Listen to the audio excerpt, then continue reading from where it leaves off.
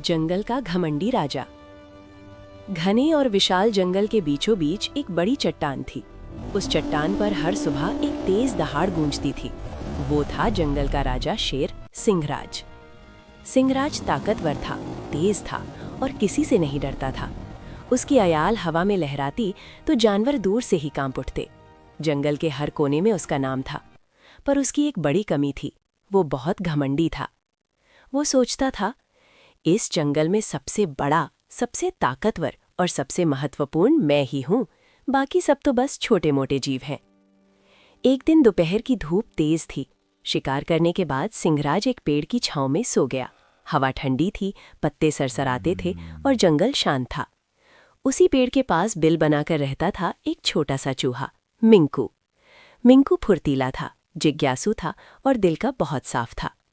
उस दिन मिंकू अपने बिल से बाहर निकला। उसने पहली बार इतने पास से शेर को देखा।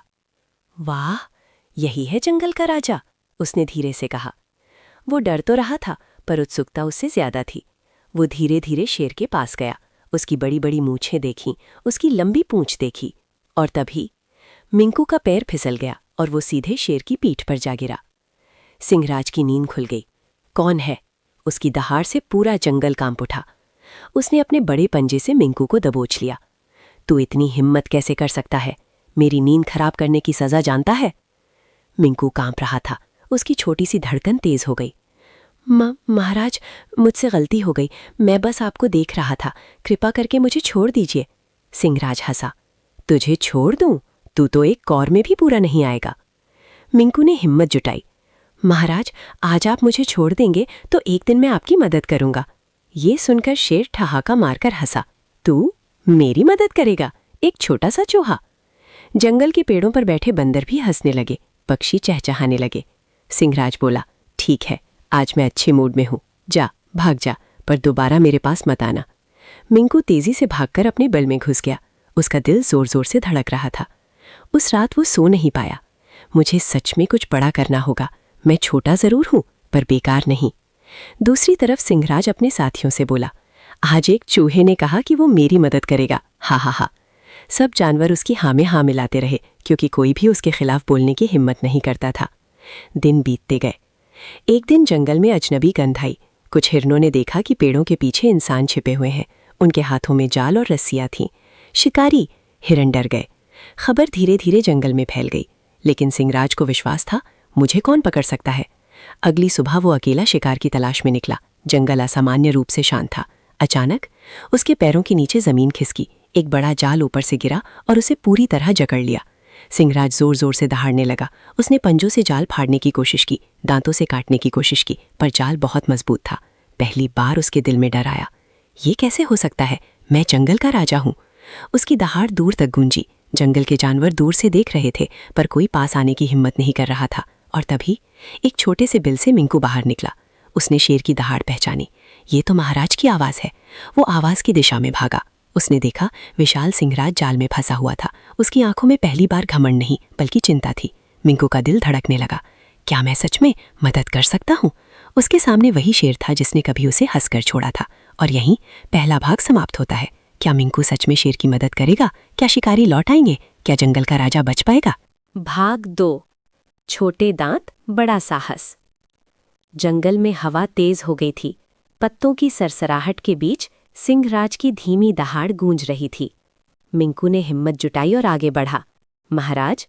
शेर ने नीचे देखा। तू वही चूहा? इस बार उसकी आवाज में घमंड नहीं था। मिंकू बोला, डरिए मत, मैं आपकी मदद करने आया हूं। शेर ने निराश होकर कहा, ये जाल बहुत मजबूत है, तू क्या कर पाएगा? मिंकू को वही दिन याद आया जब उसने कहा था, एक दिन मैं आपकी मदद करूंगा। आज वही दिन था। उसने जाल के धागों को ध्यान से देखा। अगर मैं एक एक रस्सी काटूं तो शायद ये ढीला पड़ जाएगा। वो तुरंत काम में लग गया। उसके छोटे छोटे दांत रस्सियों को काटने लगे। धागे मोटे थे। मिंकू के मुंह में दर्द होने लगा, पर वो रुका नहीं। शेर पहली बार चुपचाप किसी छोटे जीव को अपने लिए मेहनत करते देख रहा था। समय कम था। दूर से शिकारी वापस आते दिख रहे थे। जल्दी करो, शेर ने घबरा कर कहा। मिंकू और तेजी से काटने लगा। एक रस्सी टूटी, फिर दूसरी, फिर तीसरी। जाल ढीला पड़ने लगा। शिकारी पास आ रहे थे। लगभग हो गया, मिंकू चिल्लाया। अचानक आखिरी मोटी रस्सी बची थी। मिंकू ने पूरी ताकत लगाई। चटाक, रस्सी टूट गई, जाल गिर पड़ा। भागिए महाराज, मिंकू चिल्लाया। सिंहराज पूरी ताकत से उठकर जंगल की गहराई में भागा। मिंकू भी उसके साथ दौड़ा। शिकारी खाली जाल देखकर हैरान रह गए। जंगल में सुरक्षित जगह पहुंचकर सिंहराज रुक गया। उसने पीछे मुड़कर मिंकू को देखा। उसकी आंखों में कृतज्ञता थी। आज अगर तू नहीं होता तो मैं पकड़ा जाता। मिंकू मुस्कुराया। महाराज, मैंने कहा था ना, एक दिन मैं आपकी मदद करूंगा। सिंहराज की आवाज़ धीमी हो गई। मैंने तुझे छोटा समझकर हंसी उड़ाई थी। आज समझ आया, कोई भी छोटा नहीं होता। अगले दिन पूरे जंगल में खबर फैल गई। जंगल के राजा ने सबके सामने कहा, आज से इस जंगल में कोई किसी को छोटा नहीं समझेगा। हर जीव महत्वपूर्ण है। जानवर खुश हो गए। मिंकू अब सिर्फ एक छोटा चूहा नहीं था, वो साहस और बुद्धि का प्रतीक बन गया था। और सिंहराज, वो अब पहले जैसा घमंडी नहीं रहा। वो दहाड़ता जरूर था, पर अब उसकी दहाड़ में अहंकार नहीं, जिम्मेदारी थी। उस दिन के बाद जंगल में एक नया नियम बना। ताकत बड़ी हो सकती है, पर असली शक्ति दया और सहयोग में है।